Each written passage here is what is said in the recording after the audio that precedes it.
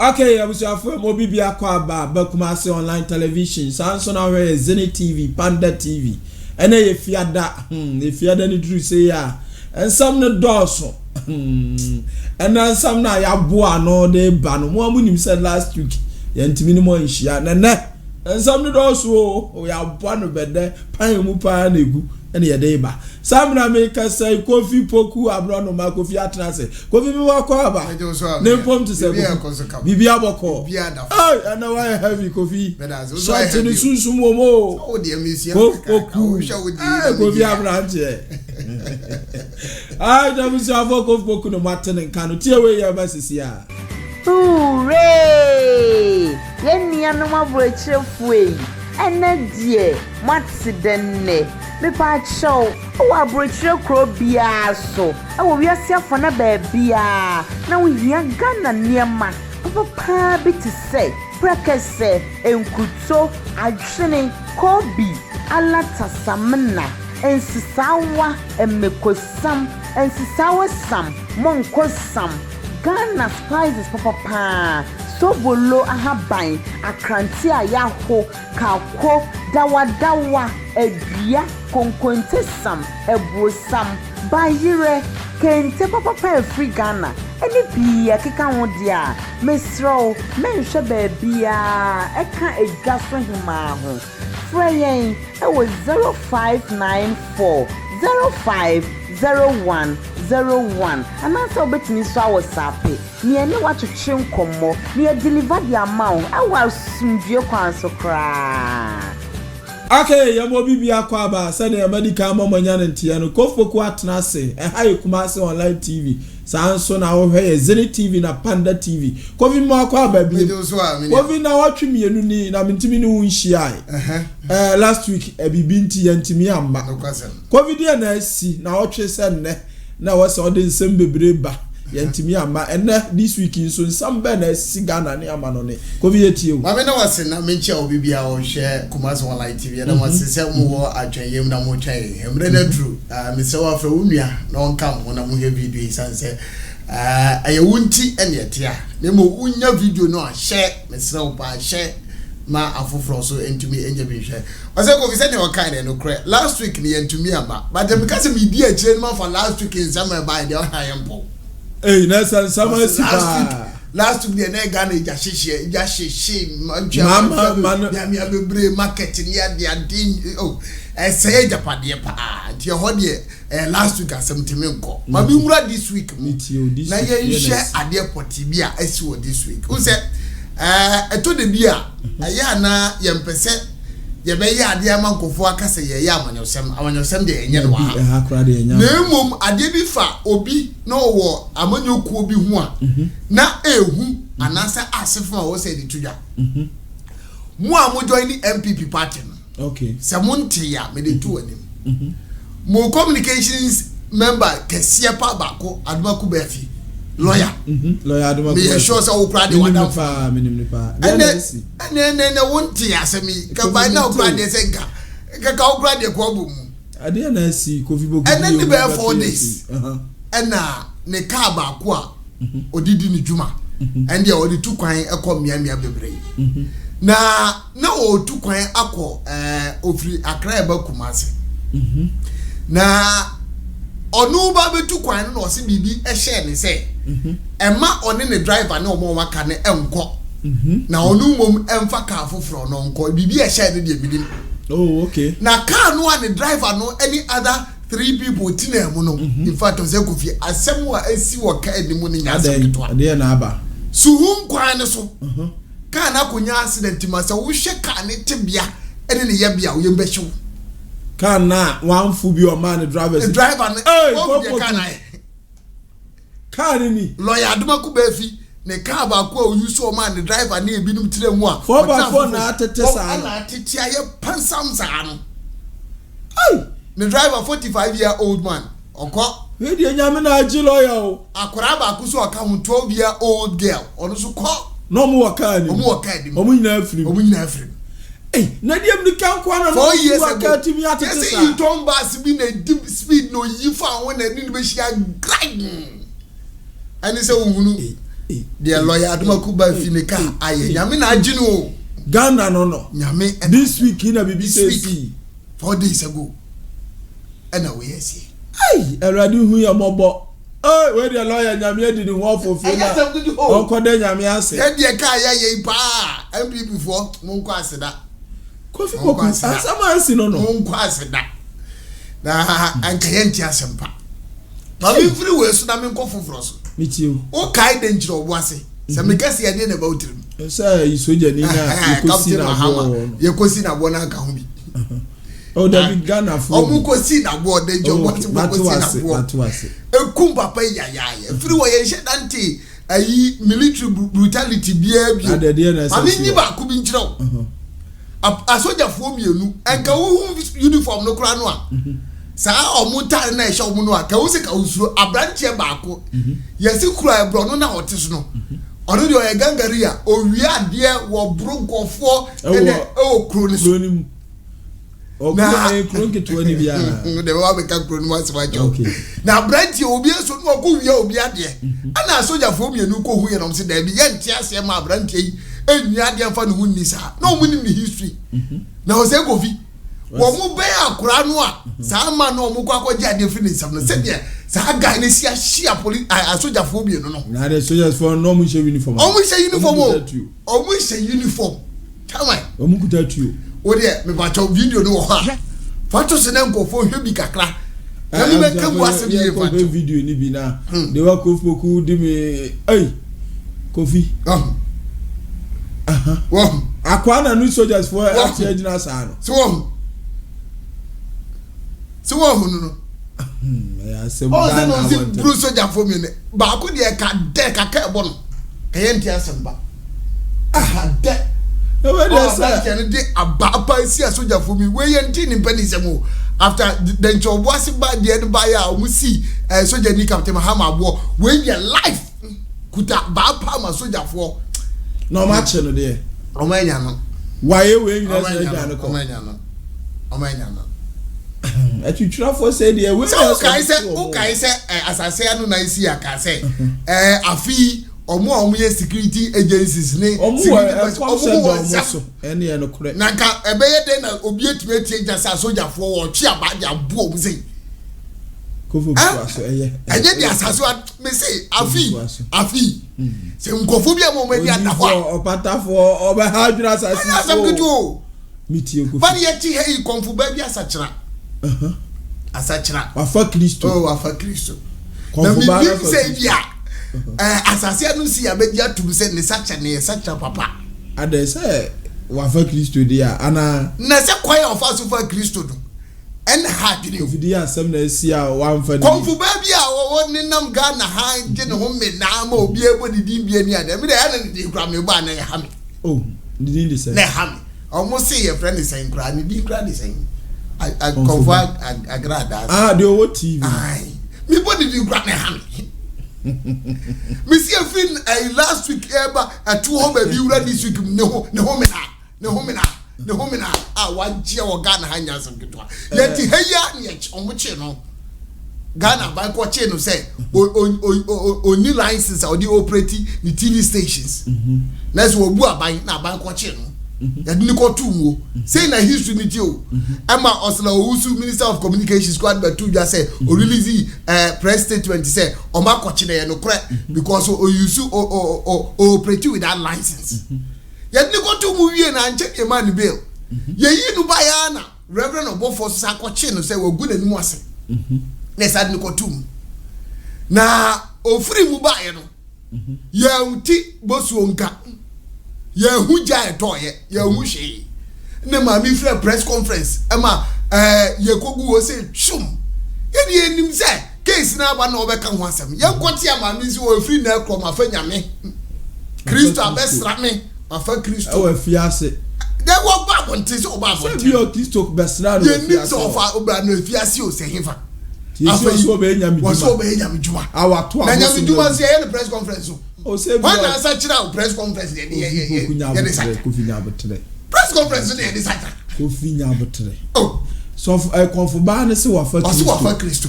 na ya ha na ya so Wofu. Minum ye ni fa nyame ye press conference. Or your mama. O mama. Ana nansam no metibi ye chi ni tu mu. Obia pede asiatie. Enti wo kwa afiase na Kristo abesra na. O DJ Akufo-Addo. Akufo-Addo fa nyame no. Kofu na fa ba bia abeye susu mu ade. Obeye press conference. Wo dey face wo. This odi for patafo. Opa ne o be kire. Odi for patafo be kire we. What you say? Etu oya. Asase ano nansi a dis be kire. Sa ye chiw tuma obi onya nu ho na abi so abosu ni yi ne ba. Well, enu de wo. Ana Kristo ba ya be je no. Enti betimi afa Kristo. Ada wo twa picture to say the now wo. Asem na me ka de oka ya na me tete ho. Asem ni wie ye no. In fact, mami si o evangelist. You mean your share an evangelist. See you can send me now. See you also there meet you. I go because I said that. You mean your share an evangelist. Mami si evangelist Patricia Odro Granting. Nidia the amano. Who's on evangelist Patricia Odro Granting. Odi for patafo baba be hwema. Baba be hwema me. Na amon asem a wo mu ni say. Mami se che wie ne in fact asore dem. Wow, we see what China na chese wo. Ngosira na sane. Eh! Na ya bona sudie. Na mudi ni ko wura nsuom. Ya metiti say ye pu. Menim de. Ya bona su e pu mu.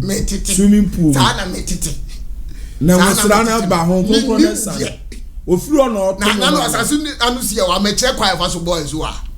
Ne me. Say ye no krasi e bo no asu wo pu mu dia ene asoro na ba jaje ene asasu na sia. Me be kire o video bi a me no wa sore dem.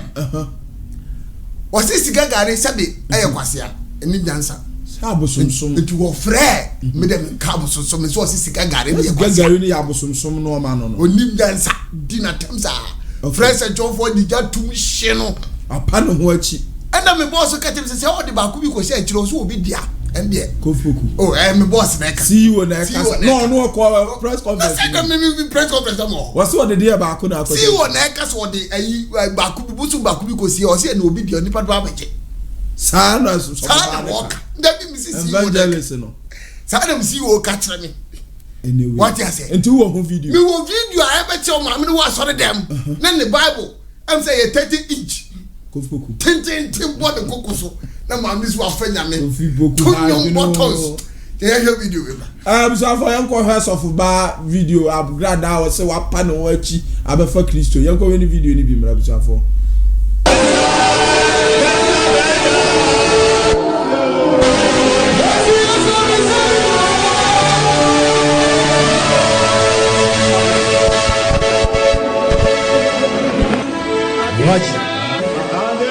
Salla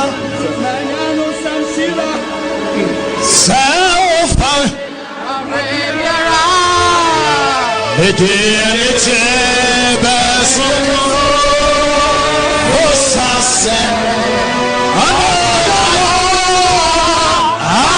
Aushira Ebusu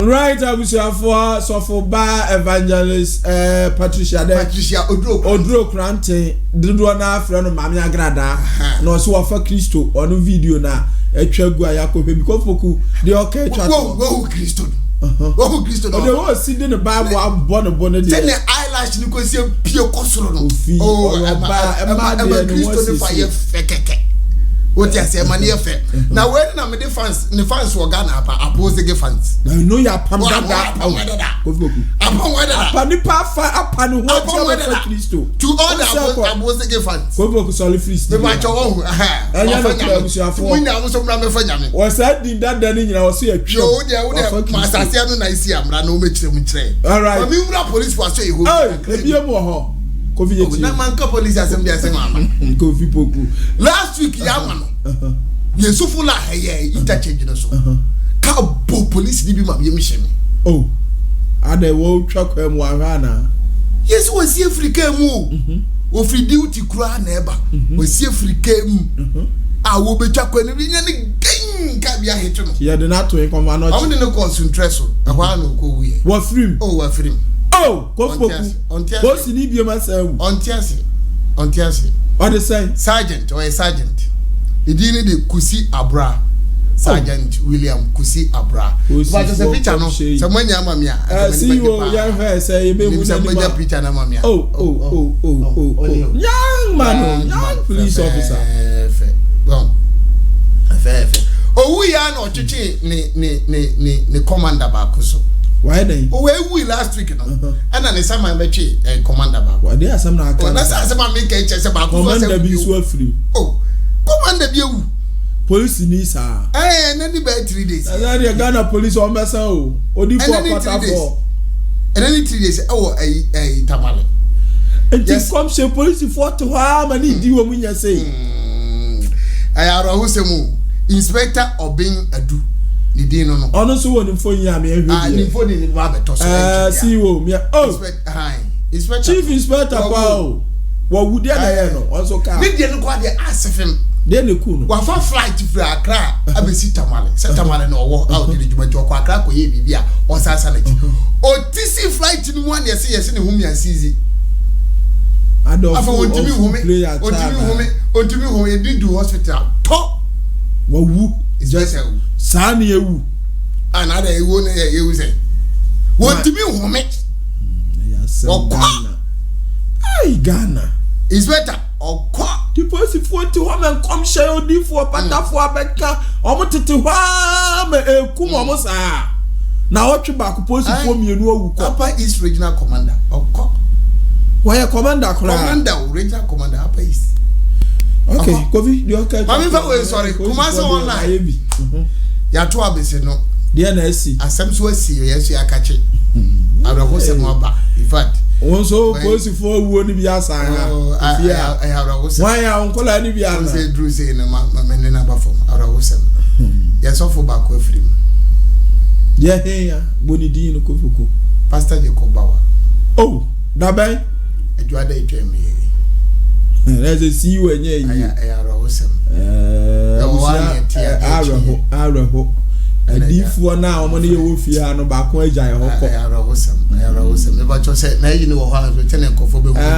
Oh, see what you're a banner saying, in Swanto, Yantibosunka, Naja quiet if you call me a day of quantity. A dear see, I may be singing a Boblis in a company.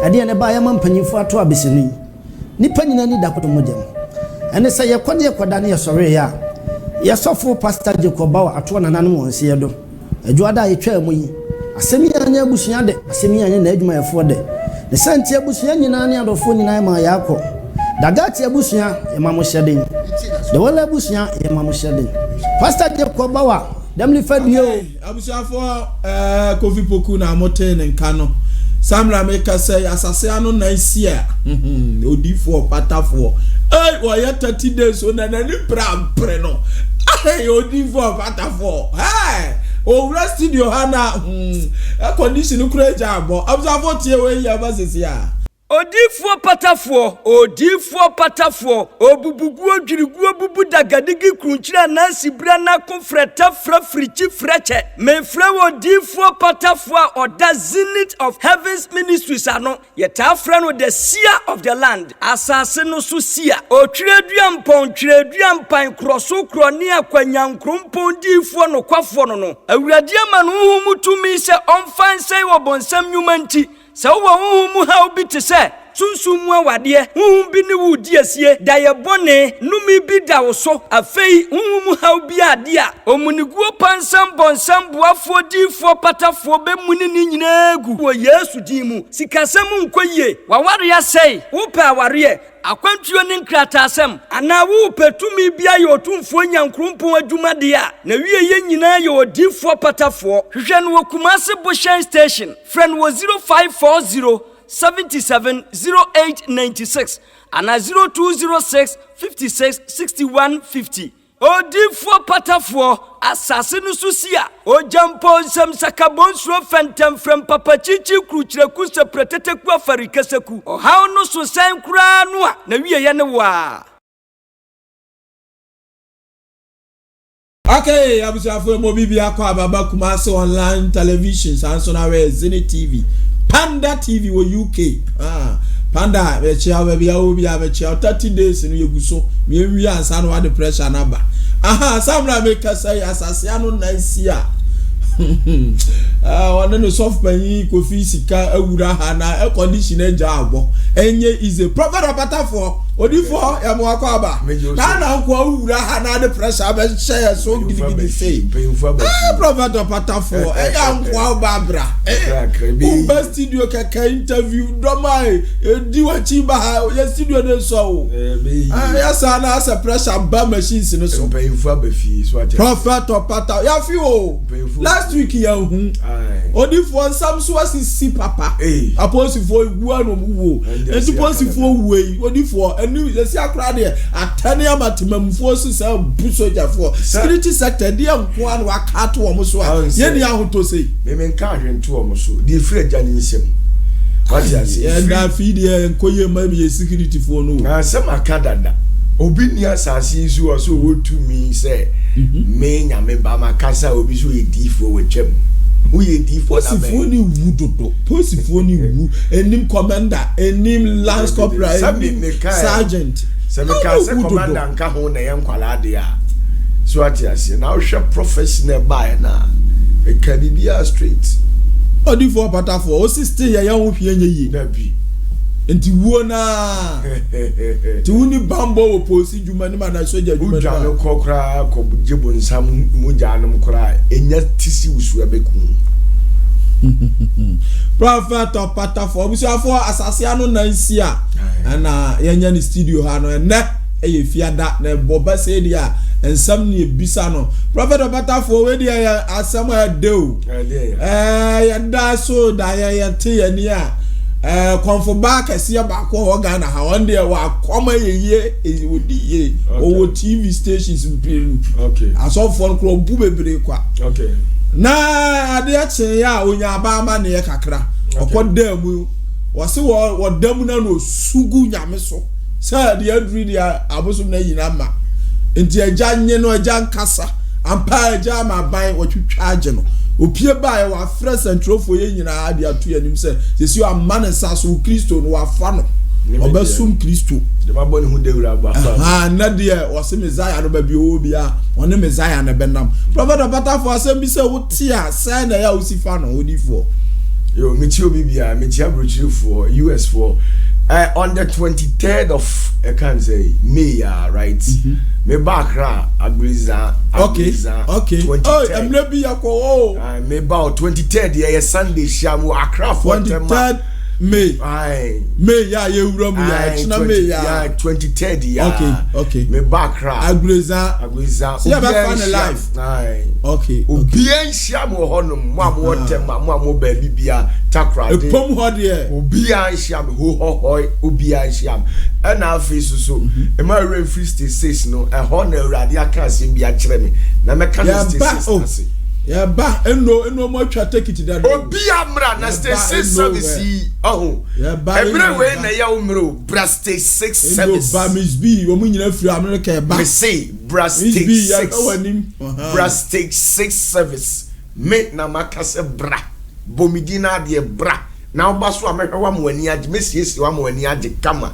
me hira wo so ma esiwie obi o hira wo a 8 years one that say obeje nso ano omra nipa bia opoje onyame nsem bia no omra okay what you say okay 80 on the 6th of June Sunday a live service in fact onyame na me so be yi obi afrim pochirim ye bosom nkabri cheche awiedie ohaw kwadan na bi da so urade na me so woni kura diem enya azan nkontompo kwaso e di aginya me ma na on the 23rd of May ya month ya the Friday ya o no ya agbriza okay Sunday morning service me background me first one sramo yes daytime okay anopa obi a ba bia kwaso bi agya ne fa hie ya wa me ya sori obi anya sori wa onim disiamo ho ne nya adwuma 23rd May yeah ye nyina ya baby soft coffee be kobi Poku jiram. CEO.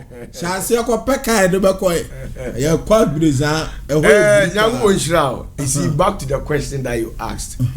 This is something that is no news.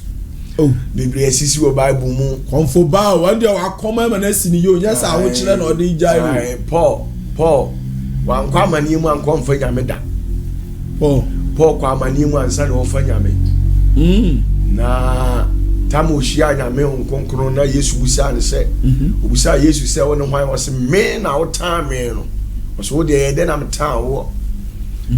Na se de wo tan nyame ni pa te se de wo tan owura Yesu Kristo no.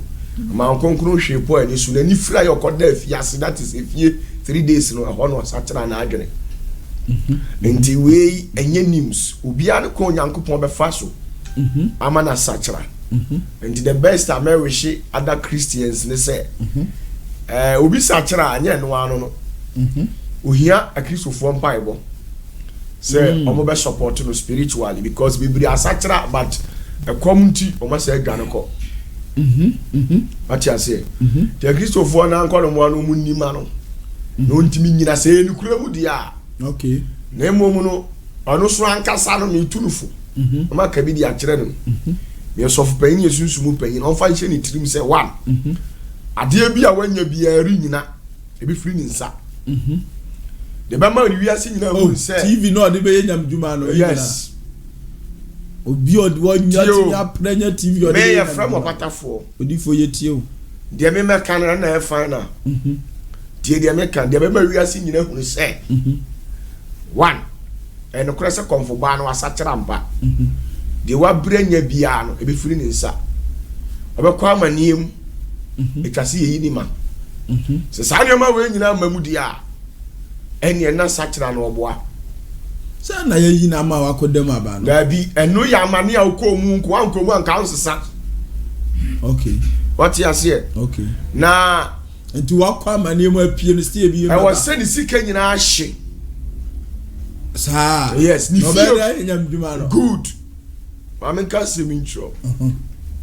O born from bed wa sum nya. Ahunya de emfre urade no, eri nyina. Enti Bible say na branch your friend say Zacchaeus. Na oyi obi a odi kwambone so abu nipa sisi nipa. Enya ne ho cham. Abro hia Kristo no wose sem adu obi ade amebo ho mpre nan. Yes, or more you always can just so to and nunti na Nyankopon wo principalities from Negeb. We are was such an enokra. Sadana Negeb mo ho temusem the krata bebre no spiritual. Enti from 6 months to 1 year going. Yale bebo no, yale bebo ni kunu, ebi bebo bo ne ma. Ahokyere sika wa prenya nyina agya betom. Ebe hye, obe sinke abeduru pointer. Obe ready and san. You see, man, God doesn't trust people who just it takes God 7 years to prove your faith to him. And to say a faith that has not been tested cannot be trusted. Yen tested wa even trusted that. Indeed, yen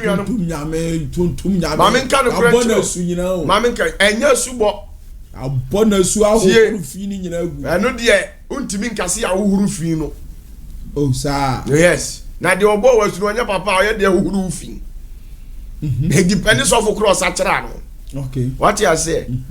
I am it the say was see what boy you should me the am it.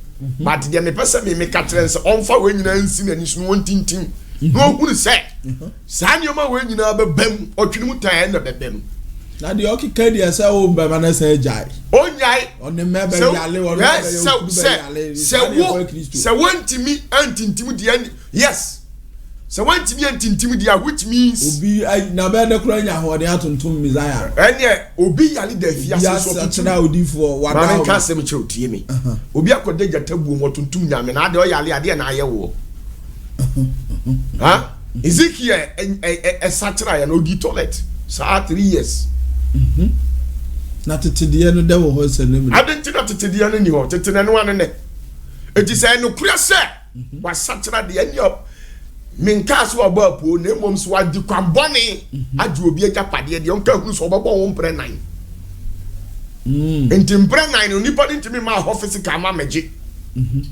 Nemum spiritually ya won krofo ma beji wo ho. Ya from negebo moa. Okay. Omna be da o ka spiritually nti de wo brenya ye se obosom ntimi nkope sika ma Kristo medi. Sanity o. Na Yesu betima ma sika na de akomo obosom. Okay. Ha? Nti wa ba Kristo na Kristo be body form no no asasie na pagya ne when you say yes wanyini. Ana utimi nsachara one day nka so ye prophet e bi nsi da. Utimi nsachara one day nka so ye pastor e bi nsi da. Nti wa evangelist. E bi kura nsi da. Becoming an evangelist take time. It takes time. I say Dino wanya ntam do. It takes time. What's your nyame asem? Bible say na unim. So oguso nkakra. And tin am tell say it takes time to run that administration. So catch them say we ensempa kan you kan nyame asem dia we preacher. And them it as an evangelist no a administrational office. Have you been baptized by the Holy Spirit? Do you carry the undimensional power of the Holy Spirit? What gives you that mandate? What warrants you to become an evangelist? To evangelist, I also put the Holy Spirit in there. Now, evangelist without the Holy Spirit in there, then who are you operating with? Why not in here, Juma? On what means and dimensions and our ministry no focus on? And to mean Saturday, and free conform, no be see us all dance away evangelist. Oh, boy. Into such a for flat to be now, see the man. Ah, what's such a body of Fufro? Now you start studying the word. It's title ben I was here the man. Oh, yeah, to the title, yeah. Oh, Busum Sum, I know, and yes, wouldn't need title be until said your faith will be tested and proven beyond reasonable doubt. And son and young people say, whoa, my friend, may you, I feel question how we evangelist, we are suffer, we are prophetess, we are prophet, we are apostle. If you say Paul or friend, no, you're apostle. It took Paul time, he studied the word. He went back to learn the ways of the Messiah. It took Paul a series of years as an apostle. Nenye de once now 15 years now say Masatra Messiah saw that Messiah evangelist. So been to me Srema no my own evangelist. We be that Sram mo bia na yam. Christo so fu been to me nyinam. O see Moses say bonasu. O see Moses say for no mba Joshua na fa on Saturn so na the walls na bi mra so. That is when the time was so. I say new beginning now. There be o mama can correct you. Yenye obi soli I say me a prophet. Do you think it took one day to become a prophet? It took Moses 40 years to become a prophet. Okay. It took Elias 60 years to become a seer. It took Paul so many years to become apostle. It took Peter 26 years to become an apostle. You learn the ways. What I want to be that. It one kasa was sachara or your sempa can you car semino a sempa. What you say? A true baby no tamuana Adam Abraham onim nyame no. Okono wafie it taking 42 years asa na osue nyame. Omo de tete ni wi asa na osue nyame akwan. E the time Abraham call no. Okay, ka the book of Joshua because Abraham who say light be appear or see nyame anu okono bosumi pie or see nyame because he doesn't know the ways of God. And then Abraham no free nkramofuom. Okay. Free Iraq. Okay. It took Abraham so many years. How say on Ukraine when you are 90 something years and suddenly you try to bear. Yeah. What you say? It took them so many years and suddenly you conferred that title on them. So you evangelists were you wait. You were not born. You were born into curse. I was someone na you know me na ote. Nti afa na unkonu no kra ye be pai ama ye boss we no nkire se ya pa nkonu unkonu ya pai na nkomo ya bobo mo nkonu ya pai afa ni ye be bod deliverance abe pai nkonu ya na ma ni aso de wakogina agya ni nsam ni asre de ama nti na Ananias obe pai nkonu ya ye awudie nkonu ya na Paul adi no afiri ni so ansa na osra ma na ma nyankopɔ honhom aba ne so Ananias. Hey, now the old children say Juma kasi oni. Now kasi obi no is it easy to adia ya budget so na wo abe nu. Now kasi easy say I bon some say wa fa Yesu. Na ko ntimi fa Yesu because the process no be from na house me fa. Prophet of Batafo. I'm telling you. Adia ya budget so ya really akra ko no na. Mami Musa wasem. Amana den. Mami Musa wasem. Better than what my adwuma or radio mu abrawo nim radio nim de. Ye training when dey no. So be training. Better than what be evangelist. Evangelist no wuni ma de ko de. Administrational officer or to say apostle. Uviti answer ya ask me apostle. Is it possible? Who satira ya also me a prophet? Me no ya adwene. Who satira ya offer also your prophet? Under whose feet did you study? Who consecrated you? Who mandated you? Who anointed you? Who gave you that mantle, that office? Aso okunu esofo panyin. Okunu so no ye de adwuma. Okunu so ye sofo. And I know aware no. What gives you credibility? The NHS how you so papa. To ye bosomba ontimi nwale so. Wo ye konfo me nkoye bosom wo so ba, wo so akoye nyame adwuma. Ono aya de age na free bosom. Oboa. Wa anya nkobe da age. Oboa. O wale how many years? Eno de mintimi nchire be 5 years and over. 5 years. Eno de aware no ye konfo. Oko ware no ye konfo. Wa wotimi age na free mu no. Oko ware no ye konfo. Oni nada. Sa 5 years konfo no. Now nim se spirit now etini mu no. E be fight against who was off no. Sasofo na edin. Why dey? One catch you say yes. Wa ya timi age. Die me kan one catch you so ya timi age no. Say ye shamra wo mu adoma nyina kurom say ye nti obi nwe a. Na che say aboa your friend say jata. Oba na numu ti ho no ma na apan de na numu di agoro. Na bi. Enti say ye see word as say time na mi nie. Dabi. Just it will never happen. Say sofo pa utimi e wale konfo. Dabi nyame be sachira na ansa na ode na ma. Right? Obe sachira. Enje na wo sofo ntimi. Na watimi da o se wo mu sofo ne te wo no. O se mu hwan a. Nyame. Na onu ni padua hwan a. Nyame aso da. Na onu mi se oni po otu ni na kokonfufuo bia efie bia na wabo adwaman. Wafa nyame achi. Na de bia o ti aso da no wafa nyame achi wakɔwe bosom wia no asaba. De bia sa wabro adwaman sa 7 years. Nyankopɔ kura mekum. Prophet of Patafo, observer asase anu nansi a. Enti esi ne sesa na wasesa na ye me de. Se wasesa. But man nka so evangelist.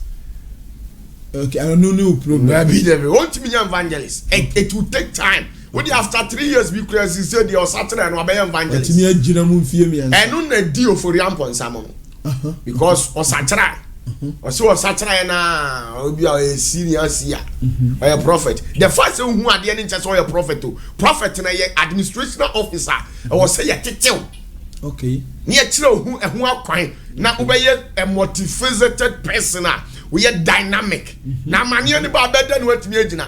Okay. Oh, Lokenya or Sachra. It took Lokenya some time as an obey some pakani. No preach.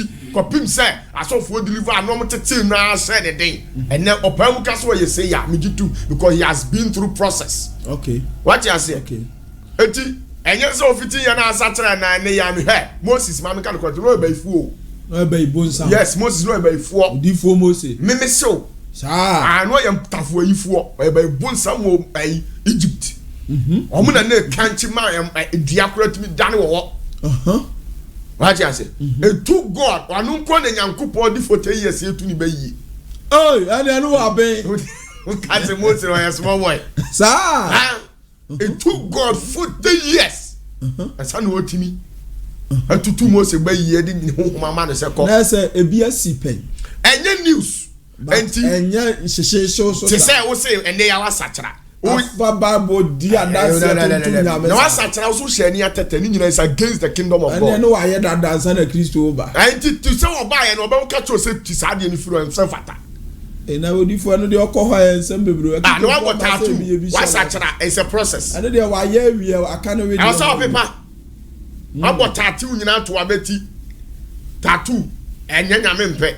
Nyame chiri sa. Na I was all paper. Nipa bi a de tattoo tu hu bi ado ho kwese ke abusu ase. We are the boy ni complete. We are the nyame fancho. This all paper. Wasi mun fa tattoo fanto ke asefo no so. Na mu obi amfane sanka na we dem de na ho ayen sekire dua e bia mawi ase we do o ya de boyefo asefo. Nti tattoo ni e de ye ke hu symbol. Oh, okay. Okay. What you say? Enti nye one day na ofiti ya na satra ya na o say me ye senior apostle, me ye prophet. What you mean that? We Bible sam ya tutu be ye no. Untimi kan kire me say o komfo nya be ifo da. Dabi ada wani. Aha. Enti wo ani no ya deliver o na o say esre nyame hu. O say otu hu bi na say ni mu da mpan a. Obekwa kwa ne nam. no asa be wura ni mu what you say nti oba be wura ni mu dia e o say ese nyame homa ne be occupy o place wo nyame ho so no ntimi ntena obi na ani atete wacha the original one yes no ma bi wa ji say o this o turi nyina tugu nti sachra ne de asise no wanya mu 25%. The Akana does 75. In one man yes, be a Luke chapter 19, verse 1. Kai verse 2. Now we jump verse 5 and then 8. Can Luke now Luke chapter 19, verse number 1. Now, Okoshani Yeriko so orichem. Now, she, or better maybe our friend is Sakio. Ah, yet to Ginny. Or yet to Ginny. Penny, ah, you're on the four. Or you are the fool. Said you want to see on the four. Okay, to us. Now, or she say yes, or who know Penny Papa. Or pay yes to us. Now, so Profuconity. No, to me. If we say, or Yakutia. Okay, no one who eat here. Jump or 5. And noon. Yes, you drew on. O man ani so ehunu no na wo ka chele say Sakio yendem si form na wo fie e na esese metena ne Jampoko 8 e wo twe wo say na Sakio gina ka chele Awurade say Sakio tama Yesu si ni firi so wie ye ode ko fie no tie de o kan wo say o ka say Awurade hwe me de mahudie fa me che hia me de mahudie fa e che hiafo eno ya first afode o aka second afode third one second one say na se me nam kontompo so ma me nam azan kontompo so adu obi ajapade a me bo ho mpre 9 metua etua to be perform kopim say Yesu Kristo o sim ahonya de emfiro no Awurade no obi di kontompo ni azan pesika e hwan dim no de peye na akopesika obonsam dim abedi ni nyame mu what you say it wo function it trim say sa nyama maka ni nyina na beba so na omo wa abonten so mo mani na o say we nyina no omo ahu se wa bofom ma o sre abonten say omo mani bibi ni amasa is a lie eduru mire bi ni lo Kenya no o sre asofo mpanyimfo na boa no enye se lo Kenya wa amobra o asofo na talk am enye se lo Kenya wa amobra o pa busa no bobra no wo sika bra no to nwumu no wa magidi wo Ghana ha but obefa nyame no ni nyina hwere no asofo na sere ma no duru mebi na de lo Kenya be di kura yedin wono ya we wona asofo na sere ma no pe ka be di ma so onya sa na bambebu ntina me ka asem se ye kura ye be ni gini ye sere ma no so be sa kira fuuli nya sa Christosuma kwanto na nya ize aha no de edi sa konfo ba ibosonfo ba e ya de friend the law of karma de o ma ye ni wa ye obi bia fe no be ye ni pi and your mama na sa ati outside and there you ono anasem prophet of Patafo abuja for asase anu na nsia no aha edru fie da say ya yire ne ha pampe no papa nse mu a kire yen samra me kasa odifo atrase na odifo ansa na ye beba yen sem so no ye soft pan ba ko ha Jacob Bawa ono so eja to ko odifo adwuma no ogina mu dendenden na watwi mu ne ye say fever bi yire ne ketwa bi wantimi amafie bi prophet de na aka fa ho na me hu ye nyina mobo Awurade hu ne mobo ise onipa de owu a wa ye den wawu aka ono de obo wo ni ntem asem atemu no aka oni ni ntem asem de me ka cha asofo wa de so bia hwe ne hu yie ye mra ne na ya duru mu okay na ewiase no enne de ewiase akoduru obi afisi o ye osofo but no kuro wo mu ni se so so da John the Baptist ni Yesu Kristo ntem wo say John the Baptist wo na abo Yesu Kristo asu na wanyini che ne de okay ba nya wa fe no no yes ndu betimi aye John the Baptist ba me metimi aye Kristo okay sana abrabo ne tie ndu bia hwe na akwa yi de meka kire omo anu no okay abuja for D4 Patafo sase anu na isia no wagidwa no ajejwa se dia nsam no ya jemra ne ya bisa no prophet of Patafo na asem edika ye bisa wo ne se obitimi sum Awurade ayam fa Kristo tie ni yo me samba ko ya atwera to last week na ne ye pew obi betimi atie agina asem de Awurade na me sum no Yehowa Nyankopon totrobo nsu ona me de me di na chi mu Kristo ne ya menim no ana me nsum no etimi ba ne sa prophet of Patafo sa asem we ye entre free bunsam jum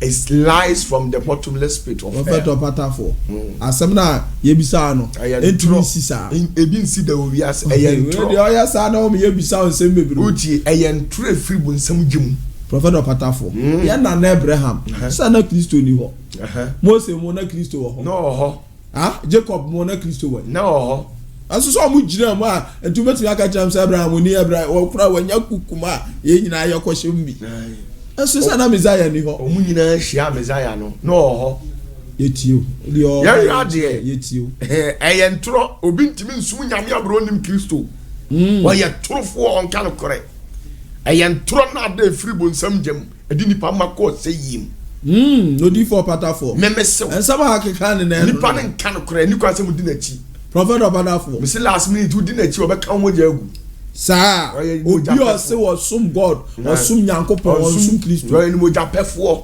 o ne tete adifo ni o mami mo no sum Kristo mami mo se wasem mitio according to Jude chapter 1 verse 9 Mose wu ye na mo atalefin ye dey esem ono kura mpo ya woro na ta na ye de na otimi di Mose ati nya nkwade se na Mose akwan tene a wan na be yi Mose firi at ahonom se Messiah na ko yi ni dia de tina na ye wunni Messiah na chi okay se de mi ka otima si ya to ase na Abraham so Abraham awu atalefin hye no yakosra ma no wan na ko yi Abraham firi asamado that's also kwa asamado okwasamado Messiah ya bien shade according to Matthew chapter 11 verse 27 me pato ani die kwaso yen ko sofko kofi poku wame na sofko fi so mu ana mame bati otidu ba ko yimu aduonu nso o se sei maja edi nyoma nyina hye nsa na chese Nyankopon de nyoma nyina hye obi nsa meboa na chese nkwaje yakura na hye obi nsa yen hwe na obiara nim oba no ji eja no na obiara so nim eja no obiara so nim Nyankopon ji se oba no ji oba no ene die oba no pese o ye de enti se obi pese wo hu eja no kora na ji se eja no oba no na yi ni meboa na chese obi ntimi fiti pekupe hu eja na bronfo oba ni nsem okay na obi so be hu no oba na ade na obeye adi so obeyi odwan meboa ebe di odwanhwefo na chi na wo so wudi odwanhwefo na chi yede na timbe hu eja no ye dwan ma eja no to aso e aduno what mu amaye adwuma abre na waso amuneso nyina bomra me nchen na mama ho oti wose bre oba ne nchen wankase bre mi Nyankopon nchen ko oba no ho ona do bekọ eja nanim ata yede na obi timi gina ba bi kase on the osu nyame on the no teti Mose mra Mose na nkasa ewu atalifi na hye no Jude chapter 1 verse 9 bi ho Moses na nkasa wewu atalifi na hye no osimi di na chi o nkwade ye de ma Joshua wu atalifi na hye no orko osu ya no meyi no osimi di na chi o nkwade ye de ma Yuda etiba ko yimu nkro what say na so obofo opening Michael ene obonsam bia pre e wo hwan ho kasa Mose amu no twaso efisi o atalifi yo se Mose nkra de ani ato no so wanyo oje wonu anyo oje ntie de na do ani turu so obi be kasa na se o mu de na Abraham asum nyame abroma hia mezan omboa ya asem bi John chapter 8 verse 56 to 58 John chapter 8 kofuku na fi obi mie Revelation chapter 3 verse 12 John chapter 8 verse 56 to 58 me ba to say moja Abraham sane no tio Yesu Kristo na kasa me boa o se moja Abraham na oboni di ne ho sane no se obe hu meda obe hu onu Yesu Kristo da na ohuni no kre ohun no na nani je ye eye de ya de obi mfa enkwade samo mra onipadua wani beje nani je na de ne si ye na Yudafo say no say na Yudafo bu say Yesu Kristo say wunya ni mfrinhia dio no wo sa small boy ya wunya 50 years no ana wo hu no Abraham ana wo si wo hu Abraham ana Yesu say won ana Yesu Kristo say won say ka chem no kromu ampa no kura pa say Abraham nya maaye no Abraham maaye no na me wo ho no ho tio Abraham nya maaye as no e dey no etimi busa sese no ho ade friend say okay eti mu na mo ti asase so na mo ye middleman no a mo nim di adam tiri mu si no mo frɛ ne Yesu Kristo Jesus Christ ye penso anya mo penso mo asase so for through the 72,000 maternal tongues Yakupon to kasa hodo a egu asase so a mo kare 72,000 enu na obi afrɛ no eti mo asante akan kasa mo frɛ ne Yesu Kristo broni so Jesus Christ eburufo Yahushua Yahua Yashua Masha sana mo frɛ no ti din ne de dɔɔso na yɛn de yɛ wodi a yɛ frɛ no ɛno na wo bɛgye obi a wodi nso ano ma na sɛ din ne yɛ di sini tiri so mu prophet sɛ wo no me anya prophet anya asase ano sai patafo difo patafo me wo di foforo awo wo di a me pesa me gye odu ko agya na hinie mu a ɛno na me ɛno wo bo Jesus Christ yɛ ma wo gye na say etumi bɔ ma BBC ɛno yɛ bibi na esie yɛ wodi yɛ bibi yɛ esie o ɛne yɛ wodi gye nipa ɛne yɛ wodi yɛ de ama wo nso ano ɛwɔ wo tiri so ɛyɛ Jesus Christ na yɛ de ma wo nso ano okay na mo no every dispensation bia wo di ɔde ma ɔmo wɔ asase no so okay etibusa ho sɛ ɔse Abraham ma yɛmpo no yɛ de no sɛ ne ɔhɔ no ma di bɛ na ne yɛ de frɛ no ɛno na mu nyimu no ɛne na obi se Yesu di ɔba da bɛn okay eti Revelation chapter 3 verse 12 ba cho say di odi nkunim no na ye no fadum ɔno Yesu bɛbɛ ne fadum mi nyankopa asɔre dan mu ɛwɔ ne nyankopa asɔre dan kɛseɛ nim na ɔri mfiri adi bio na wo mfiri adi nkɔ biem na mɛkyerɛ mi din ɔbɛkyerɛ ne din ne deɛ mɛkyerɛ mi nyankopɔ din ɔno nyankopɔ din wɔ ne hen ne so ɛwɔ ne so ɛne mi nyankopɔ nkuro a yɛ Jerusalem foforɔ a yɛ firi so ba fam firi mi nyankopɔ nkyɛn no edin ɛne mi din foforɔ ɔno ne din foforɔ no ɔno Yesu din foforɔ no nti nyankopɔn ankasa ne din part sɛ mo firi no nyankopɔn ɛnyɛ ne din ɛyɛ ne attribute ne din part sɛ obi anim no gisa wo na obi for patafo me na metimi atrɛ sɛ fa ha ne bo hye Yesu wo ba so na hu ne da wo hia no kora da yɛ nwia no wadidi ti afiri tutu mu nkae ɔsi ɔno ne din mu ne nyankopɔn din mu edi bɔka sɛ Yahushua ana Yahua ana Yahweh Davida ɛwɔ din wɔ hɔ te yɛn me no minim mikura nsono ma nsono wɔ me nsɛm nti minim no what you say bie Revelation 14:1 kofi yan hwɛ obi so bie Revelation 19:12 ɔsi sɛ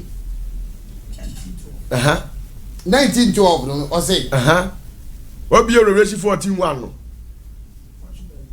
ebie 14:1 na aba 14:1 14:1 answer na 19:12 14 okay eba cho say na me huni na hwɛ agama no ejina Zion bepɔ so ote agama no yɛ hwan ya ɛnyɛ Messiah no nyɛ Kristo no ogina Zion de ya bepɔ so ɛna ɔyɛ dɛ na empim ɔha aduanan a watwerɛtwerɛ ne wɔn din wɔn a efire Nyankopɔn tena ase sɛ ɔbɛbɔ wiase ne nkurɔfoɔ bi wɔn makoma 144,000 wɔn nkwadeɛ a watwerɛtwerɛ ne din ɛdin ɛde na agya din ɛwɔ mo ma ɛdi na agya din wɔn nso asa kasa na agya din yɛfrɛ na agya sɛn ɛndeɛ wɔso yɛfrɛ Nyankopɔn ɛwɔ de wasɛm maame wɔ deɛ mede frɛ no to aso ɛkeka ne ho na mete ni bi afiri so te sɛ nsuo bebree ne what verse 1 na da bi ɛyika so edin ne hia me kɔ 19:12 no ebacho say na kɔ 22:14 ɔsi 19:12 ɔsɛ 19:12 ne say na nani te sɛ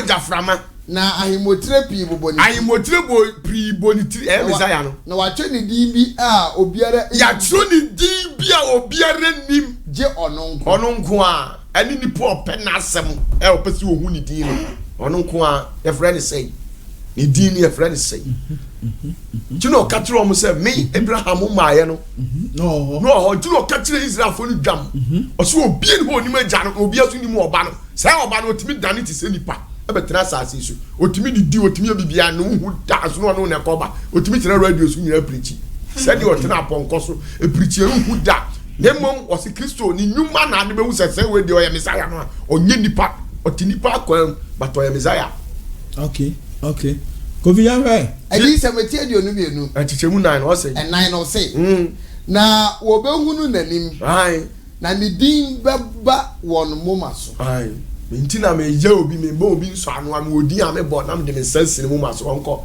wo ya ne de obenye oje ma makina ma Kristo prophet or patafo ukuta sa tumi no me kura nsuru man sun wo me nsam nipa bie no am si asase we mpesa me sere ma na me ntimi nsere nipa bie ni ho oso pa aso kosoro be wu gate kura be fuma adoko prophet or patafo mo dia muti asase so mo ka Kristo entie ni hoda so bi be ka so sum nyame a enu ti no se mo nimu no okay ti se kura wa hia no wa hia na oye e kan say oye Shinok wa hia na oye Melchizedek ko be na ni wa hunu say we ye Messiah no ye mi ehunu say hunu we de oye Messiah na o ka say praise oye Messiah ni ho pa ba be na ni wa hunu okay ti no se munni mu no just oni pa ono pese wo hunu no ana o dan ho di kire say me ne Messiah ni di machi okay o ka say o sumi Nyankopon without Messiah e ntro all right abusa for D4 patafo some no ya the bad the obesia bie mu no ko kukura to o body tinko sa prophet of patafo yenya ko bi this week na ka last week na ye help bisa so for yin ba ko free bruchire okay and no obisa say onya vision bi na ni bie wo ye sofo okay ni bie no o call realms ko soro ho na say ayi wo ha ohun ni ye rams mi enu bi a wa wura no wo hu se eja na hini o se dia hini o sunsum afamfe ewura sunsum na kakna because of payi the normal wa ko hu no onti ase na normal bi so obi se yase onyamre enne obeba ha ne wa call rams no sunsum spiritual world bi mo ko hu no onti ase prophet of patafo spiritual world say na wo ho na ye ko wiem ho na say the city of Yewuram kakra. But that's very you say so yeah parapsychology and occultism. There were so many spiritual world, over billions of spiritual world. Yes. There was spiritual world. Billions. And I say about good. And the secret I want to say upon all these spiritual world, you know. Yang under the influence of parapsychology, you are categorizing into 6.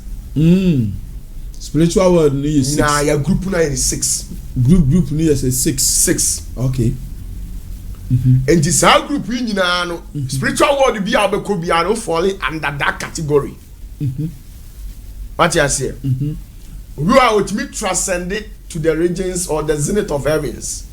And they are the highest, you know. I know your highest. That is the high pivotal point. I know. Ewo. Utre ewianechi. Now trouble sumi nechi ya. Ewo sunsun wiase wo. Now, emanire mfisi ewo Nyankopon huhumu wiase. Ah yes 7. The 7 heavens. Mo first 7 mo friend paradise. And paradise near friend Shamayims no. I know ho. And the dikai. I know ya nyamediem.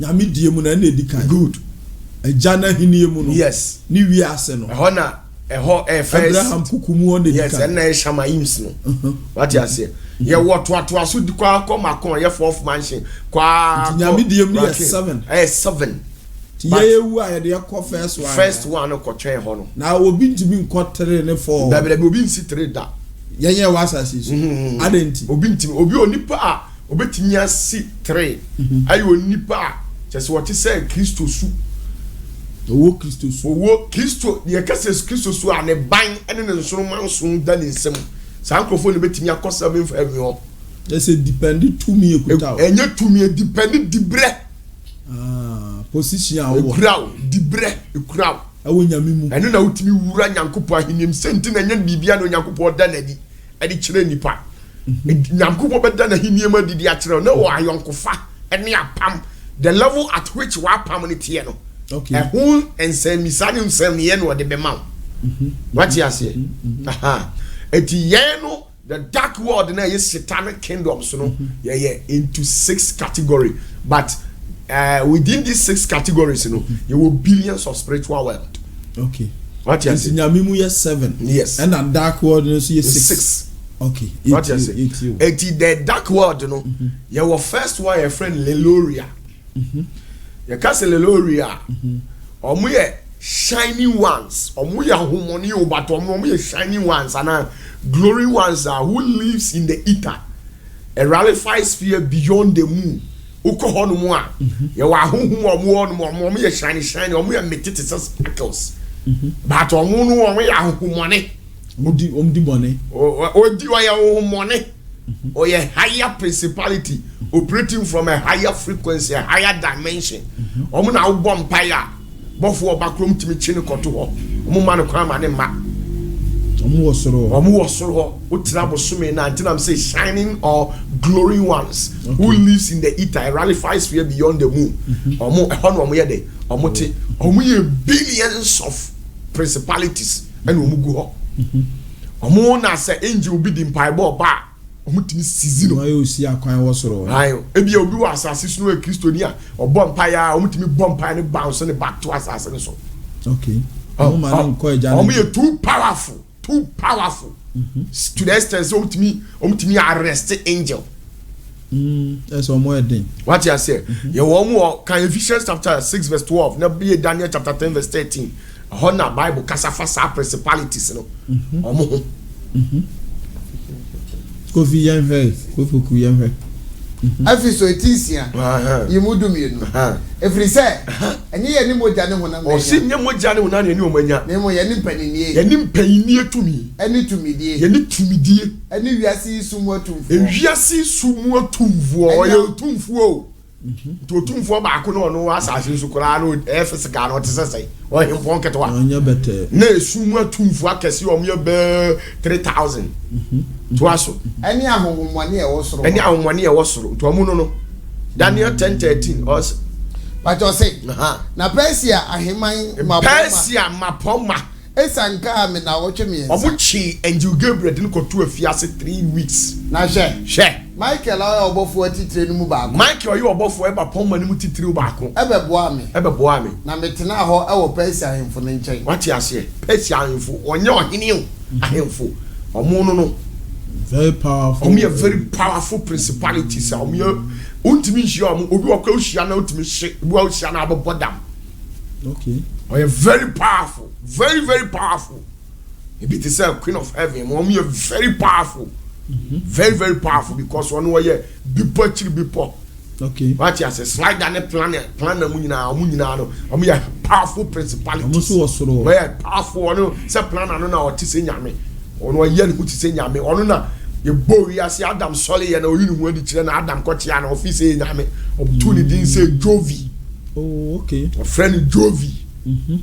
Ono ne planner ono ogu ho no ma na bodu ye fita na bodu ni ti se wako senso na efiri mi pomu ba na omkrofo ko dwale ase no friend say ye ba ku bi kura we still region 4 yes it is 4 na e fita wa hu ya beka se nyame sa no no ne ho ono what say yes na bodu say ye fita so nim nya ofiri nyame ya be your friend planner we are very powerful principality we are big point before out mi sa ne ba sa se so on mass suicide because Sankrofo no omo ye dangerous ono the way o sitie no o say o hiawa untimi nsachara wo de beko wuo se o kọ na ase ya yes untimi nsachara nyame ntimi nyew dabi wa se ni pedua no nyame be jo pa de ya nyame de bibia so no ye de but e bi nsi se planner woni ne ko saya woni planner ne so na sofu bi wo Ghana wa gidi po no ne planner ne nam wo ye ne danyo nyame ntimi ngino ana odi nyame me ko plana na sa plana na de na wa hunu so abaka se nyame ono oye ni bibia je se nyame o buttons akese very intelligent smart powerful oye bibia bi o ska o bibia plana na what say na husu ti se nyankopon agi se nioma abetimi de ache no eye nsoroma nso na enkura no na na abehunu se we oye nyame abede no wetima koska me plana ko no obie ni han ya na nim hyirenche awia ai prophet opatafo ti wunna ma betumi akohia baka wa hia ja se bebre ya so hia nyame me ufuza se o hia okade apambe no ne cross en ne ma ehuni sa na mintimi hwe nanim hyiren se owia du ha plana no no a capture yeti o mati ase obi obehia mezaya ne ni agya ne bia wo asem wo besew nti se wantimi ansew se agya ndi o hia no no beka se wo ye den wo asem wo ne dinti no oyini ho di nkire nipa kwa eso be yini ho di akire nipa na wo botaye ya wo onti ya wo oyini ho di akire mati ase aha enti wo mu no omo ye planners omo nyina gusuro omo very powerful very powerful okay. Very powerful okay. okay no omo na Leloria sa realms wo no enti wo ko wiem no tra wia na chi a your spiritual realms bebrebe wo but emu ba ko category we na be fall ansa na wia wa ba area ono so wiem wa yes eno so beneath the o tra wia na mo frɛ no wiem atumfo ya omo na mo frɛ mo wiem atumfo omo wiem omo ye makoma 31 prince omo na control wiem ho very powerful the head of gate near friend Dimoria no ono control ahonhon ko 7 sextillion ahonhon ko wiem honko ahonhon no very powerful principality very very powerful ono na Solomon kokosomo no omo Ephesians chapter 2 verse 2 ko via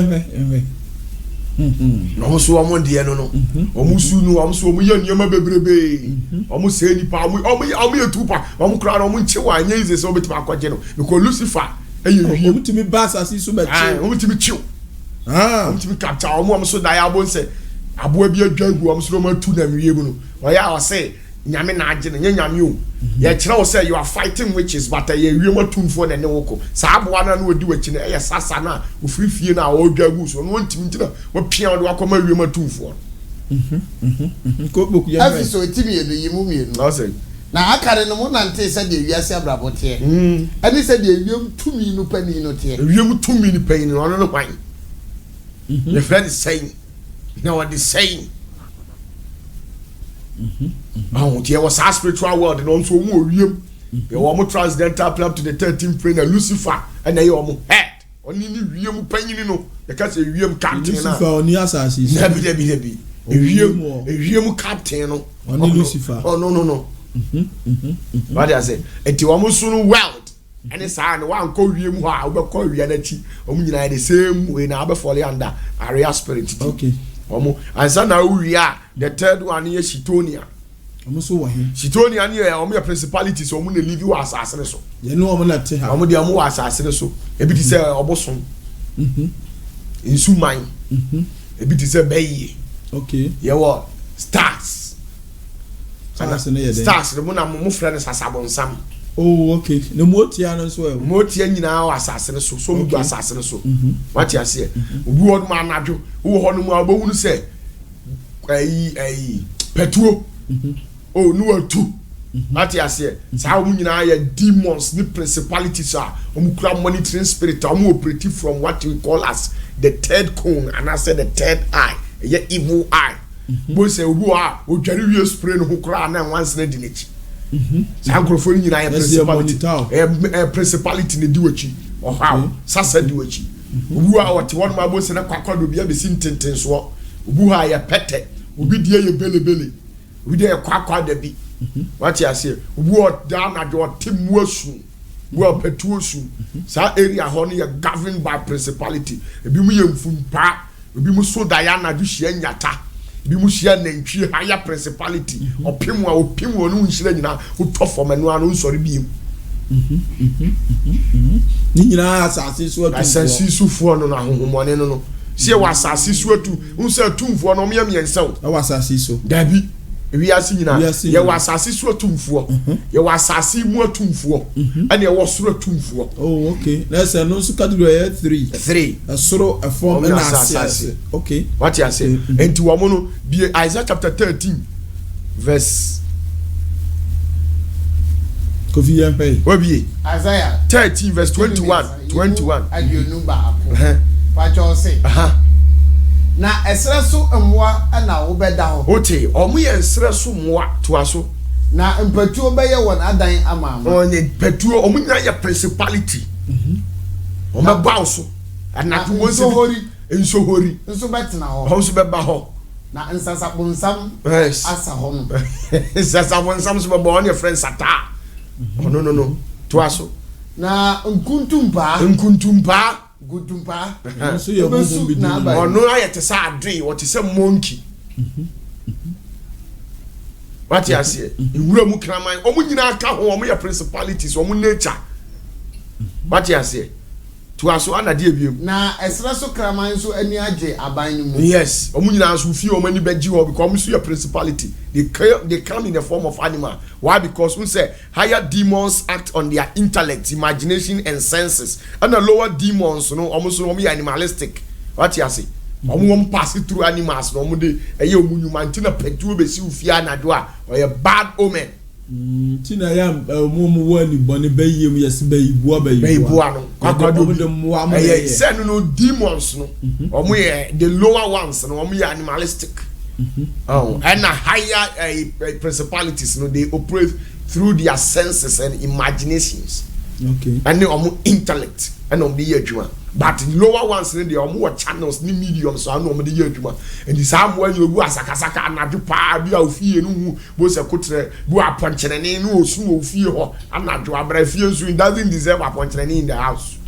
you know so the phone ni so timi kuno ukuna no wa hye ukuna nyane nto onye so ba be nyane ne de na akọ no anya attack tukuna da suom kra hye ukuna hye no okay kwa no bi de ne oya ahom no ko so until no higher principality until no so fu bi a waji eduru bi a kwa da bi ani wane man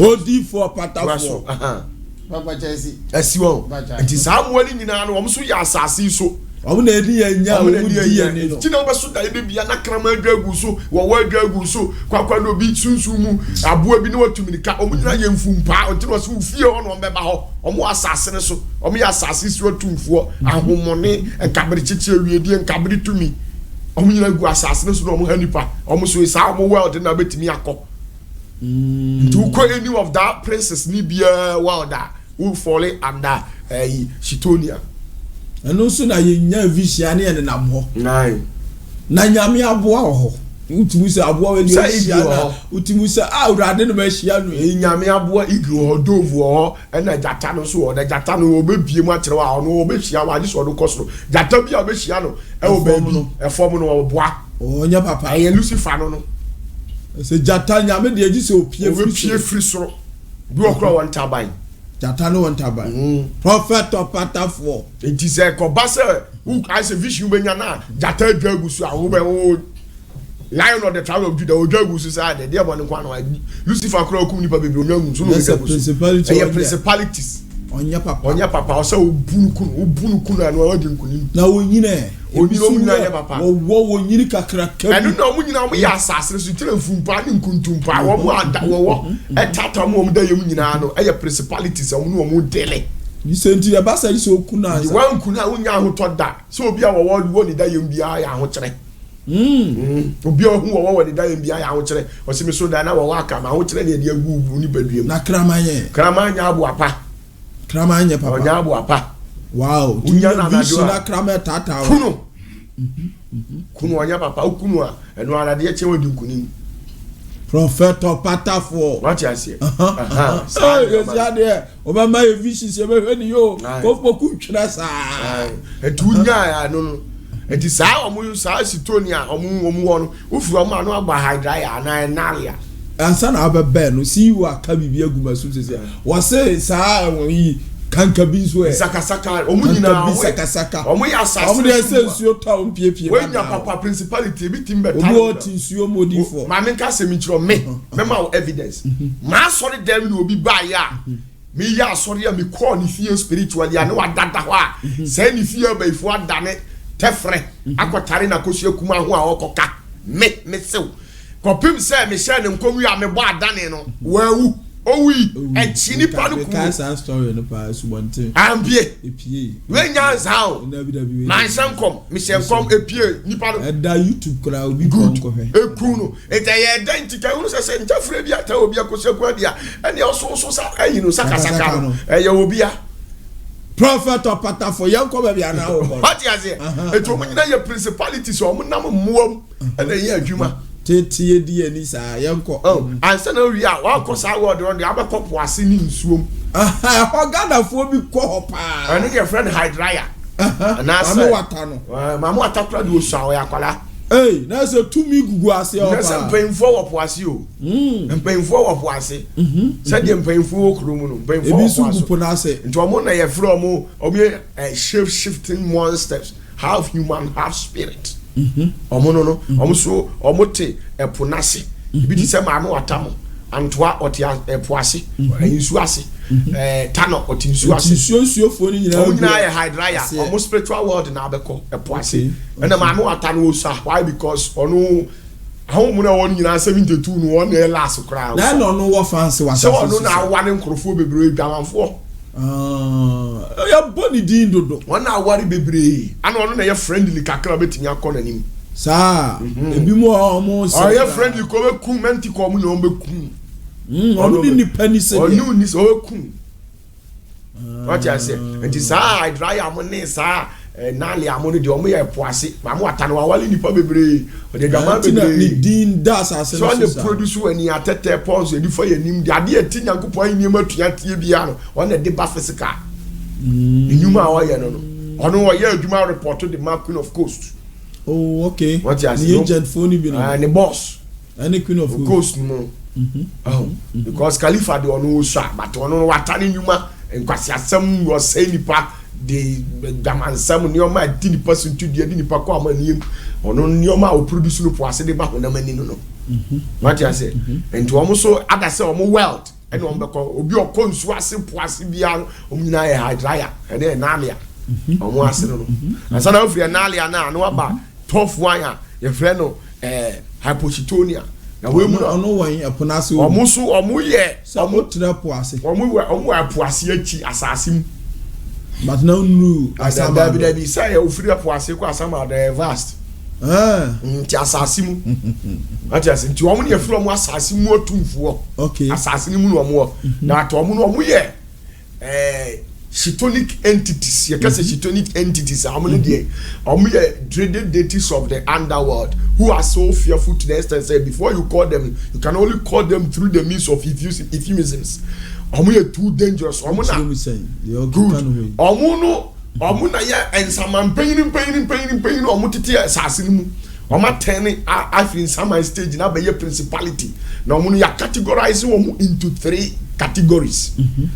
First one no you can say you can say taste tamba taste tamba taste is the spirit of women na kwa was wo ye a man wumpatuwo apemfo bi atene de na ye rituals wo kwa wo oba bi obewupatuwo dua bi na born ka na de no hwe ho omunyina ye tamba taste.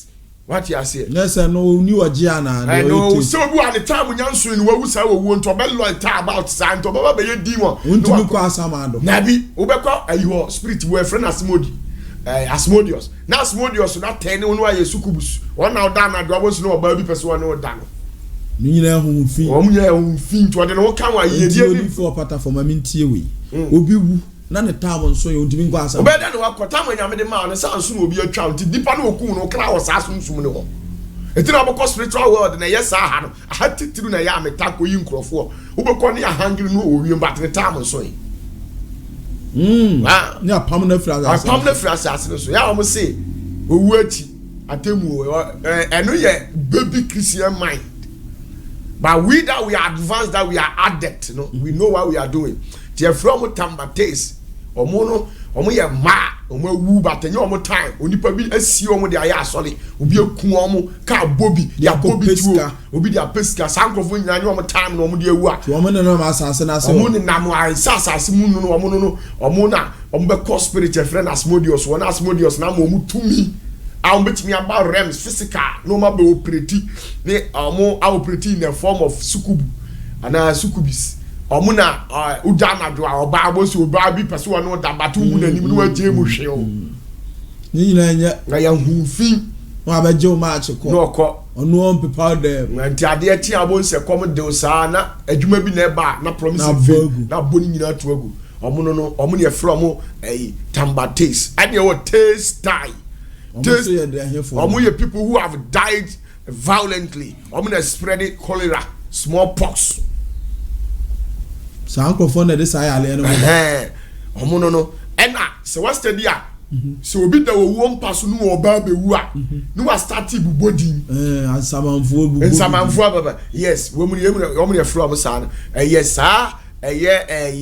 taste tie no omo de ba wo nche omo ba be gina wo nche no ma be huru sɛdɛn omo be huru sɛ wo so wo be wu we omo ba be huru nti wo be wu a ɛna na abonsi wo na ni bie no ohu omo a ni obo ofa kwachi nie ofa nimonie ofa sumasinie omo nyina obebo omo di no omo nyina omo wukɔ ba ɛyɛ taste tie omo they died violently bi okun asi ya twa obi tia wo obi sika omo no wo be wu bi a omo ba be kyena wo kyena be sere omo twetwe wo saa so wo hu omo wo be hu omo omo so omo yale omo di ba fie no omo dey spread cholera ne smallpox ne chickenpox ne saa ne man ananse ne nyina omo na yes saa hu fi na de ba right omo na yes saa ne man I see what you say and san ye wo baako a e friend menza taste omo so no omo wo hodom omo na enter abobu a utimi wow kraman uhu de ba bewura no was kraman to asho no attack you was so real so hu fi na bewura menza taste no omo no sa no omo ye enti sa ha pochitonia we sa kofo we nyina no be Isaiah chapter 14 verse 19 omo nyuma omo ye no omo yes pa nsam obi achi o omo adwuma omo ye no nti spiritual world obi ohu oso da ye kwa ewufuom bia ne maami nua be omo nyina ya pochitonia fo omo na how Isaiah 29 imu dunkron enkron what say pacha nkron ne say asamando a ewa ase no ka ne ho ebehia wo ba ehwenyan nsamanfo ma wo ye ho na mepe nti omo na ye samantititititi ya si dreaded deities shitonic omo wu da no mu gu ho na o ba na o ma be shi mu dia no mutimi cause accident wu abo se driver etwi ka abo se obohu na nipa bi gina kuam no obo brege na nipa na yira no de akobodua mpanya no awu what you say omo na taste tight and taste mo na means that taste omo ye bebrebe but kakra we na mefa what you say na me pesa wo ko asamadu pubunu asam no ka me de pa omo ye ayifo mesofis omo ye senseless ones they hate the light until they live in the bottomless pit. That's a hot and the last bottom of mesophysics for no. They hate the light. Nearly senseless principalities who hate the light and live in the lowest part of hell. According to 2 Peter chapter 2 verse 4. 2 Peter chapter 2 verse 4. Spiritual word in English. Into omo papa. Into obi okọ asamadu bia okọ mesophysics. How I say? 2 Peter chapter 2 verse 4. Obi sumi Revelation chapter 9 verse 7 to 11. 2 Peter chapter 2 verse 4. What say? Ono ana moba ne nchen se obo a nkwa wo mu. There be 2 Peter chapter 2 verse 4. Ofi yehwe. Osisa ne wan kra bofo oye bone no. No di sumi ya nchechire de eto mu bu asamadu pubunu. 2 Peter chapter 2 verse 4. Verse 4. What say? What you say? Na se onyankopon ankra abofo a wo ye bone na emom odi esum kabi ahoma omo na otimpanfo aduonu na litiri nwi de kyekere wo egu asamando ama ne hunu bunu mu se won fa won ensie atemoda omo no ese no atemoda no be yi o ma pia omo ye very powerful but omo kra omo ansa na omo grade ni second grade no ye wo mentical group no omo na ni oye ponko ba ni tie jata ni podua ye wo woti we mu de so mu ntimi me haye ana omo nso ba omo na nyame de ombeba asase ne so no we mu de ya jeli omo we mu de sa why mesophysics for na bia but omo badge no unse ko military mu ayo battalions they dangerous ones when they are omo mba kejeti omo na ya chichire omba buye se kronfo omo na ya chichire wo mo no omo de achichiro maguo edo si amatemu da but second battalion for na omo ye menti kwase for no bi Revelation 9 omo de omo hunye gidi omo de de omba ba omo meet say matri omo sisi omo te say yi no to aso you any di 39 etiem kronkron yimu enso de kodu baako na entutu me no esuban te say aponko tutu mebe no to aso wasisi won ama akode na bribi awo won tri so te say sika botire na won anim ete say nipa de na wo enyi te say emani na wɔn se ɛte sɛ jatase nkron na wɔwɔ nkataboɔ te sɛ dadeɛ nkataboɔ na wɔn ntaba mu gyegye ɛte sɛ apɔnkɔ bebree a wɔrekɔ ɔsa ntiase nam deɛ edu na wɔwɔ dua te sɛ ayɛ nyankyerɛ so wɔn po dua no te sɛ nyankyerɛ to aso na nhwiti ɛwɔ wɔn dua so na wɔma wɔn kwan sɛ wɔn ha nipa bo wɔn na bɛba asase so abɛha nipa bo so me sɛ enum pɛ to aso dubaako na wɔn so ahene a ɛyɛ baanu ebunu numu bɔfoɔ a wɔfrɛ ne din ɛwɔ Hebrew kasa mu sɛ Abaddon na Apollyon ɛna Hela kasa mu ɔfrɛ no Apollyon nti wɔn ne saa spiritual world 6 no prophet opatafo we then I will fall into that discourse ana de awura sunsumo enti prophet de mi bisa ɛwɔ hɔ no ketewa ne sɛ yɛn ti asase su emu spiritual world de na high paade no ɔmo ne ɔmo te ɔmo nyinaa high na de hawa ɛde pa yɛ asama ado pubunu mufoɔ ɔmo de asam kɔ ha ogie any one year shining ones and glory ones no live eternal no rally style omo now omo yak beto ya do ko ja omo asase mu 22 fo no kom ye 72 enti mo na poase ne half one de utwa omo gu so poase no omo nyina I'm the head of all principalities 6 ni nyina I'm the head of all principalities yes omo che make Gabriel mo no me were commanders some more than Gabriel just baba now call as my for Gabriel ko prophet opatafo esuru wo hwe nkofu egu yi osime ko minimum atako sia Gabriel onye ni pacto dio fans no omo pone da now fans what she will be to say Demorial what she will be to say Capsule what she will be to say Aminadiel Demorial ni Demoriel sa spirit no ko on na honhom e hye na ase wo wiem North Gate no eye 716 ti no bofo be na ka de be ko on dia mo bofo bebre me nka na obi nkofa ho ba nya Gabriel na ade no ana make me nkoka na obi nfa ho ba na bofo na ade no be ko me nfa make nko na nya make ni soja panyi na ade no me wo obi o ye more than there won people mu anya na omo ya makoma 72,000 but omo one spirit or nine back community niti kwa 72,000 o si hadma mo hanyina mo hwe at once prophet opatafo na wo de ne na we dey family rough prophet opatafo na paying for the onu na ne kura 24 elders na me no omo na onu kura no say onu omo na nam spirit be your stubborn onu ni omo tiri ni no omo ti say ba ko pe o no omo de achechero untimi nsiane da this says the na ade na ba na minim dem de ne ba says covid ta video afado ade ye bebu afa so o mombra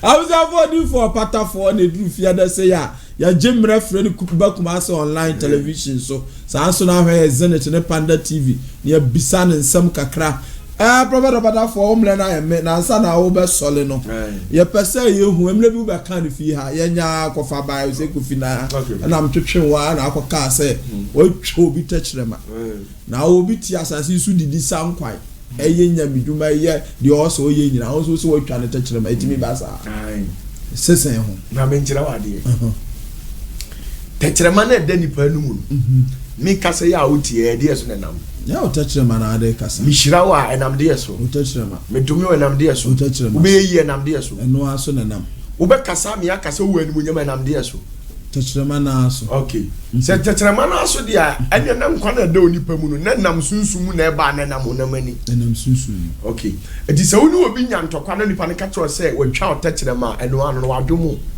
ese nipa bi emfiri wanu mu ma untimi nya hwibiem wadwuma besenke de woye bia be se wo wiase boni a woye bia be daddy so obi ka tro se watwa otachirema ese de wo ka de me to ase wa se nipa no wa sell because eno na ede wo ko ba bi otachirema ne kura ba bia me twa otachirema spiritually am sell kopim so obeko se yie mama o se yie no e be firi huhuma ba honamani am onipa nyina de nani behu boni a woye bia be firi sunsuma ba honamani utimi nya hwe opa akoko di aduro se de otachirema ne ye betete so na o ka se nipa ho apo nani wo ye twa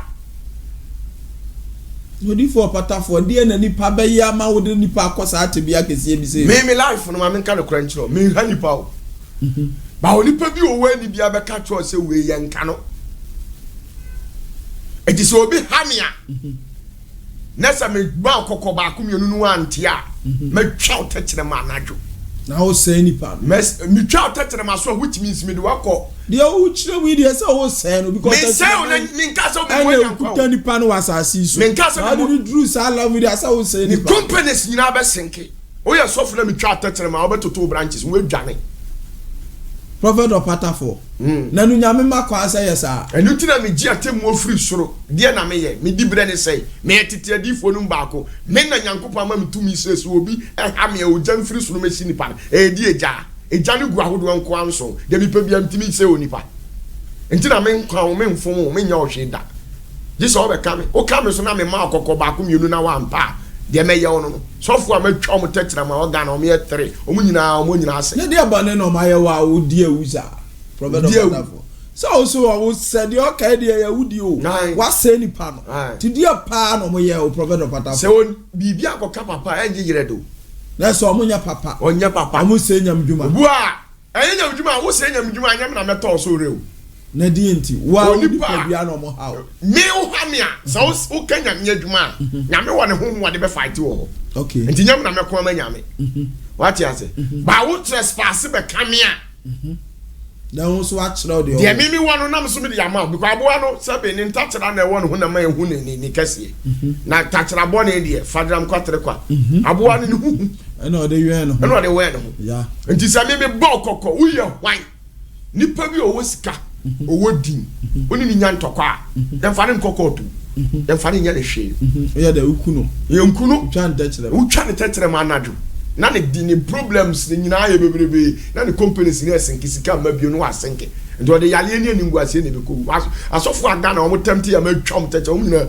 tu nyina the last one ma twai on so be sere akose yi na ni megwase ama ne boni a wa ye nyina be pia mo bia hu prophet opatafo isa na ho ehu ni me dia me obi bound chaya na ese hu abonu hu bo say wo di adrim fine na eba na nka mo se mo nim boni asa nipa na di nipa wa ku wa mo ne sai wa se nipa wo wiase a ka mba mama baso unu asofo a wa sell unu me ma onu wa fa o mo de o mo hunsu aye retu asa sell a me twa ne tetene ma wo de wo ka bi ma no sa nipa boni ni a wa se nipa ma wa asase so unu nipa wa bo mafia me eku o mo su ase nipa wa sell o ma brabo nyame anim ni se mi di ntro nyame ntwa me kamfa mama wo so nto ato aso se mi gu obi hu fi eso boni a wadie azan wa ye nipa wa se wo ma brabo wa asase we so ono de o se fatade ono se fatase ye se no na ni nyina ti no boni a wadi nyina ti na wa sade abami wo patafo mi mahinie mu timi ye dwane a hantan se nipa oba wo ntimi nyina wani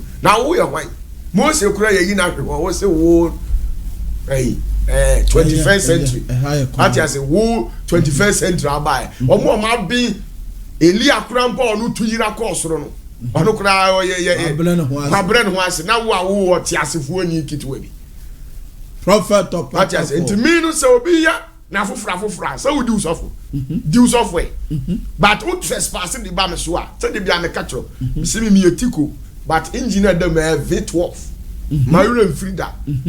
Me kai wakapa. Nti ya waje so ni mi be co speed a me bow engine no abra wonya we. O sa ka so ya tete adifo ni bi. No waba. Me no. Ahead I am half for nice. Oh when you can see who I am. Me no better na se Yesu ka kire mu. O se maba metimi mu. Mi didi amusi mi didi. Me no nsu amusi me no nsu. Me no nsa so amusi me no nsa.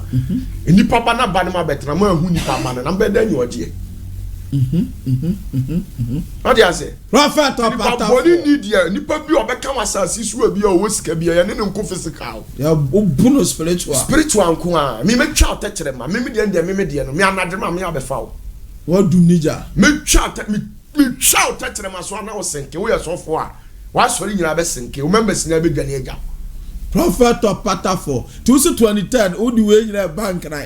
Uti agreza ho me ba agreza odi sa no man tumi ni nyina me hwa obi techere ma se agreza se de mi twa ne techere ma last one ma 10 na o makumase se me de ade bia ye kumase o ti wo kwata no ho me bank na life na me de ade kodie na me de ahye kumase asase ni mu no me de conquer me ko box o be fa life uti me opata for me na meka de me de ahye kumase no kumase de na me de ahye na ma ya homma me pese oba na nka me ma na so da ne bugu ni members no ya chiwo baba ya homma into the concrete me de concrete 23rd obi anhia honkra me de shankra asase ni Abreza na me after 23rd na we de besie awa akra me na me kama chiro prophet opata for me pese nipa mahunu se me nya better sa okuta tumi me ka se me hawa me hawo bantina me mpe nipa ya hano no me asundwe nipa ba o ka so be ha me dia me hawo. All right, abusuafo di for opata for na Martin and Kano and they fiada and some no doso emla no so ayeme so you di for yenwie so no dey okay twato ya me say many party as me frame opata for ekura ne wa no asase no nice ya asa adwobro o sa no hu nyina wo so na no meti wa ya nkrofo na ya wo bi ama asa ho so no me ho so nya sura sumdie shiraye ya me aduma say me 30 days we 30 days na the first place am bo crusade o say ya Abreza ye wie 30 days na o de mo sina ni na konkra sana mabakuma se ye sie ni wachi ya ni what you say it is the 6 ni there hey what maybe ayo hu stay 6 but na me breaking musuo ni o ha obi ama no na so anu nyina ya ni na mu me say me your friend me there eno so oba omra so oba jeni so anu one dance oba uti me your friend me there odi for pata for good me say me etiko but me a V12 engine Asasia no nice ya me a V12 man you say 2.7 liters na me because na be dru konongo esa no na me dru konongo awa yi mi ahwe me you a show me na afi amanfo hu pa first no mu hu ye say and this everybody know V12 pa we table 5.7 quantities this yankwa bye bye mesia enti me tabro tirefo abrochirefo nyina me tia mo tight abamba says here be me pamcha mo me support me na me ntimi nya advert okay mo mra me support me na me nya advert ya me nsiro bibia all right na me de me say asembesi somebody nka asambo me say me membre so asembesi na difo na o ma di bone no me nka sa o me di sunsun mu nyuma me yi o ma pie 1111 I'm using you count. All right, I'm so for odi for pata for na moten nkan no. And na djuma de no ye tight but yatimia ye nkakra de asi oti kofi pokunka. Drew if you other say ya menene energy djuma de no. Soft ban a was Zenit kofi sika so baboa soft kofi na dodo na de frɛ no. Bani said ya boa no say ya toa ma de CEO international wa ko kaka krabi na huno mi fie ane no ye di mu besi ana wo twese na wo bete yenka bye bye